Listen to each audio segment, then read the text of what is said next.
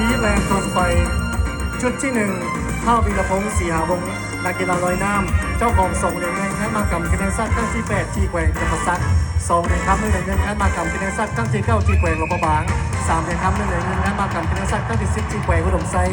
และ1เหรียญคำ2เหรียญเงินงานมากรรมกีฬาสั้นครั้งที่11ที่แกว่งเสียงขวางนางพุทธดีวงศ์ดารานักกีฬาเลนลานเจ้าของ1เหรียญเงินงานมหกรรมกีฬาสั้นครั้งที่8ที่แกว่งจำปาสัก1เหรียญคำ3เหรียญเงินงานมหกรรมกีฬาสั้นครั้งที่9ที่แกว่งหลวงพระบาง4เหรียญคำงานมหกรรมกีฬาสั้นครั้งที่10ที่แกว่งอุดมไซ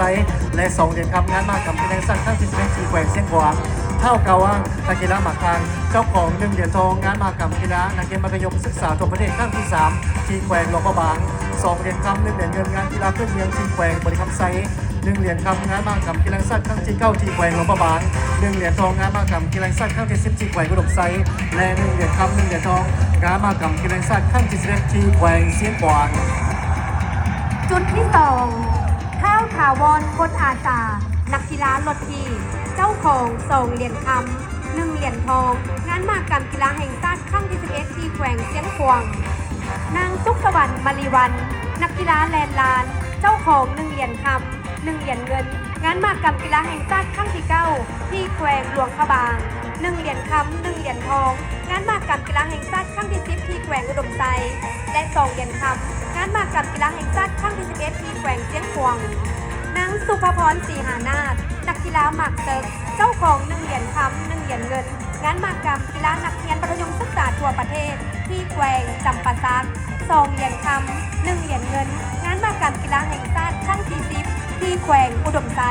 และ1เหรียญคำ1เหรียญเงิน1เหรียญทองงานมหกรรมกีฬาแห่งชาติครั้งที่11ที่แขวงเชียงขวาง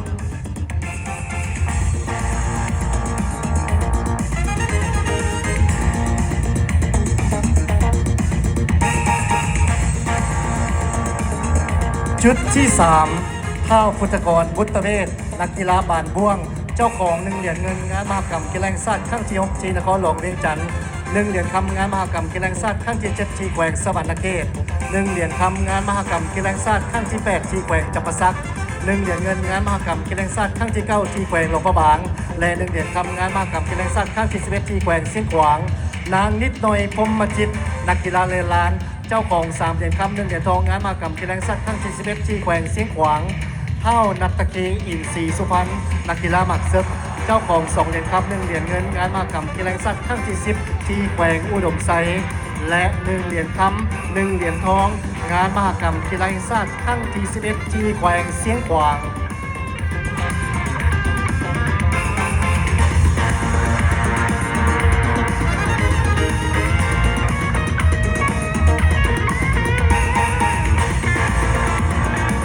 จุดที่4เท่าวิทยาลาสาวดีนักกีฬาเทนนิสเจ้าของ2เหรียญคำ1เหรียญเงินงานมหกรรมกีฬาแห่งชาติครั้งที่8ที่แขวงจำปาสัก3เหรียญคำ1เหรียญทองงานมหกรรมกีฬาแห่งชาติครั้งที่9ที่แขวงหลวงพระบาง1เหรียญทองงานมหกรรมกีฬามหาวิทยาลัยอาเซียนที่ประเทศลาวเป็นเจ้าภาพ2เหรียญคำ1เหรียญทองงานมหกรรมกีฬาแห่งชาติครั้งที่10ที่แขวงอุดมไซและ3เหรียญคำงานมหกรรมกีฬาแห่งชาติครั้งที่11ที่แขวงเชียงขวางนางมณีวันจันทวงศ์นักกีฬาแลนลาน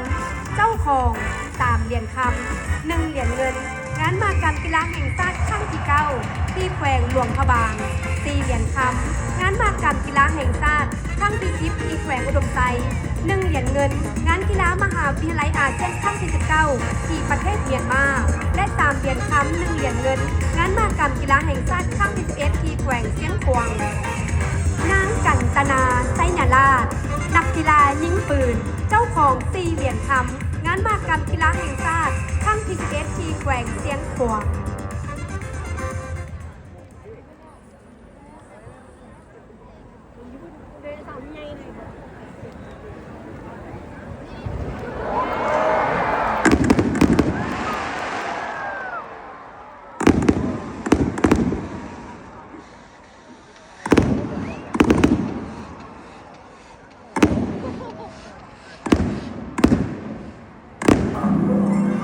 วันดังอันแก๊กซีเกีย